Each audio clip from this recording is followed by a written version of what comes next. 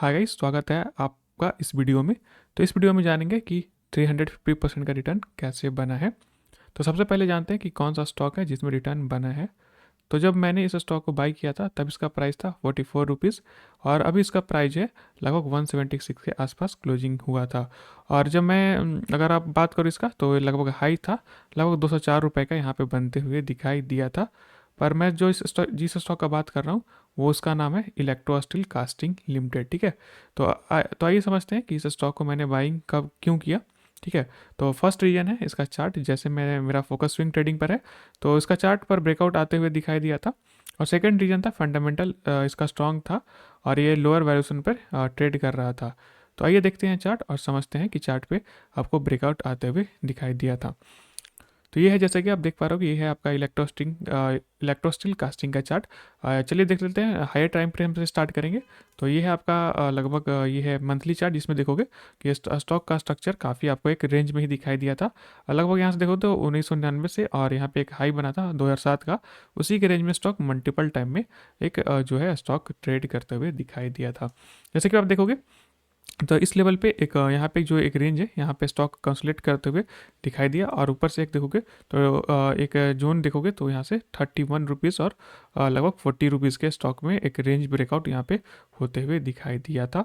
और अच्छा बात यह है कि स्टॉक देखोगे तो एक रेंज में था। ओवरऑल जो बेसिकली एक रेंज था स्टॉक का, जो कि स्टॉक लगभग देखोगे तो लिस्टिंग से ये स्टॉक में पैसा बना नहीं था, बट इसका जो फंडामेंटली स्टॉक था वो काफ़ी धीरे धीरे स्ट्रांग हो रहा था। और यहाँ पे देखोगे तो चार्ट पे एक ब्रेकआउट आते हुए दिखाई दिया था यहाँ पे। तो मैंने जो फर्स्ट एंट्री लिया था, अगर देखोगे तो वीकली बेसिस पे, चलिए हम लोग से देख लेते हैं वीकली बेसिस। और वीकली बेसिस पे देखोगे तो स्टॉक एक अप ट्रेंड में शिफ्ट हो रहा था, या नीचे एक लेवल से स्टॉक अप ट्रेंड में शिफ्ट हो रहा था और एक ब्रेकआउट आते हुए दिखाई दिया। ब्रेकआउट होने के बाद स्टॉक यहीं पे थोड़ा सा कंसोलिडेट किया, उसके बाद देखोगे तो वापस एक कंटिन्यू होते हुए दिखाई दिया है। सिंपली देखो चार्ट तो काफ़ी देखो, अभी तो देखो काफ़ी अच्छा दिखाई दे रहा है। तो जो मेरा पहला पोजीशन था मैंने इसमें 2 बार पोजीशन ऐड किया था, लगभग एक 44 रुपीज़ के आसपास मैंने एक यहाँ पे पोजीशन ऐड किया था।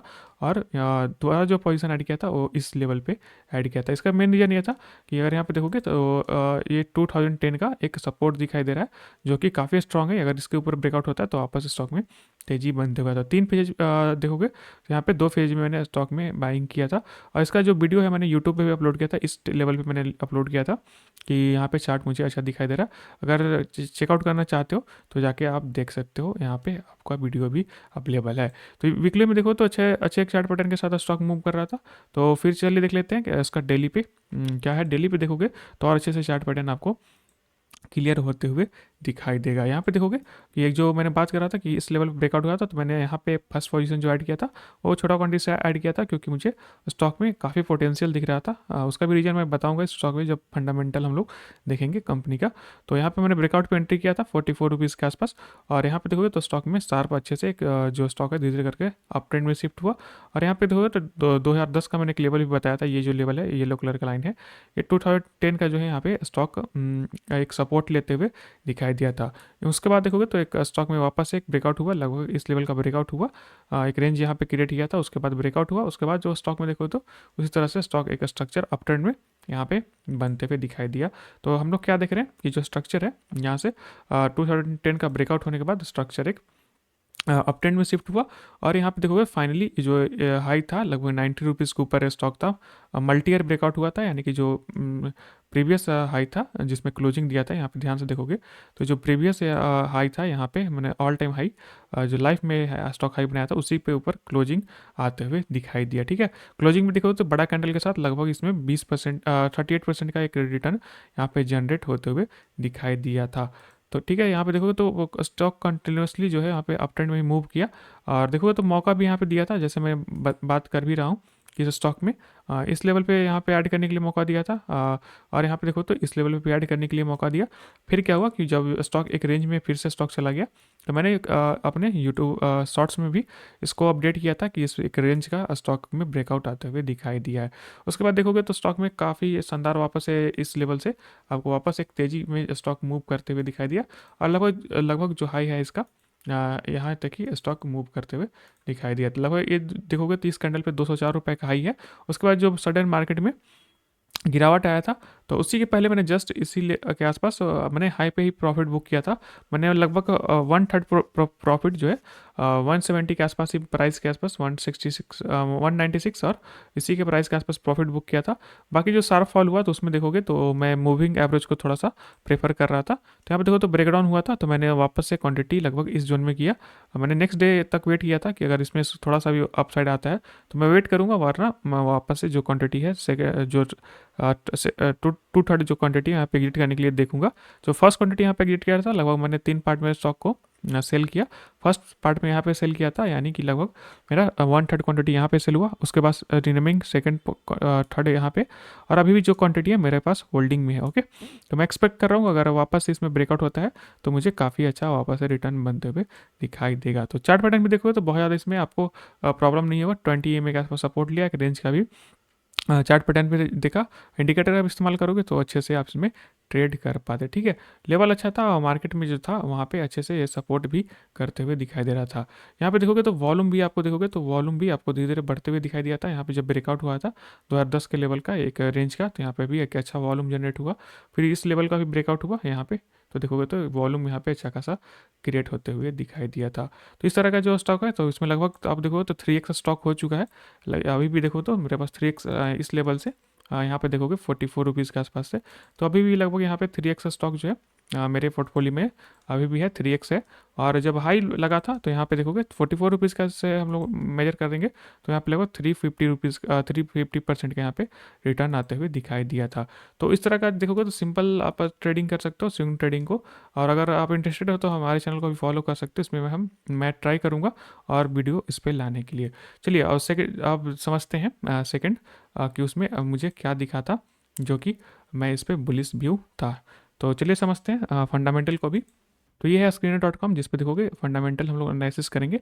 तो जैसे आप देख पा रहे हो कि जो स्टॉक का है लगभग 176 का अभी CMP क्लोज हुआ है इस 16 फरवरी पे मैं इस वीडियो को रिकॉर्ड कर रहा हूँ।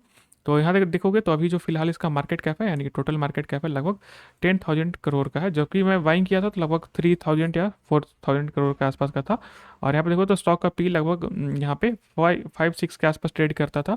जब इंडस्ट्री का पी अभी भी देखो तो इंडस्ट्री का पी से अभी वैल्यूएशन यहाँ पे सस्ता दिखाई दे रहा है। तो ये जो मेरा मेन कारण था कि इंडस्ट्री के पी से ये पे काफ़ी सस्ता दिखाई दे रहा है। और जो एक इसका बुक वैल्यू था, बुक वैल्यू से लगभग ये आधे पे ट्रेड करता था। यहाँ पे 76 है और यहाँ पे देखोगे तो उस समय लगभग 44 रुपीज़ के था। तो ये 2-3 कारण था जो कि यहाँ पे मुझे अच्छा दिखाई दे रहा है। ठीक है, यहाँ पे देखोगे 6 मंथ का रिटर्न जो है लगभग 2x अभी भी रिटर्न यहाँ पे दिखा रहा है। 6 मंथ में लगभग दो गुना स्टॉक होते हुए दिखाई दिया, यानी कि हर स्टॉक 3 महीने में स्टॉक 1 गुना यहाँ पे होते हुए दिखाई दिया है। यहाँ पे देखोगे तो एक मैं क्लियरली यहाँ पे मैं थोड़ा फोकस करके चलता हूँ कि इंडस्ट्री का पी है, उससे जो स्टॉक अगर बाई करते हो थोड़ा सा फोकस करना कि अगर मल्टी बिगर यानी कि थोड़ा अच्छा रिटर्न आपको चाहिए 2x 3x 4x 5x, तो इस तरह का रिटर्न चाहिए। तो यहाँ पे आपको पी को थोड़ा सा कंसिडर करके चलना पड़ेगा।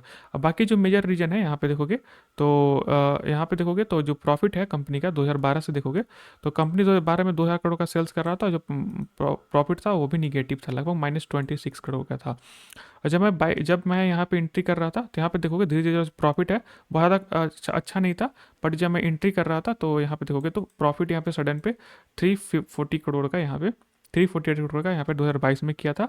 और यहाँ पे देखो तो मार्च में लगभग 316 करोड़ का था। तो यहाँ पे जो प्रॉफिट्स कंपनी यहाँ पे निगेटिव जो रिटर्न जनरेट कर रहा था वो अचानक से धीरे करके प्रॉफिट करते हुए दिखाई दिया। तो मेन रीज़न ये भी था कि कितने सालों के बाद जो स्टॉक का जो प्राइस था वो लगभग सेम था, बट जो प्रॉफिट कंपनी का वो जनरेट होते हुए दिखाई दे रहा था।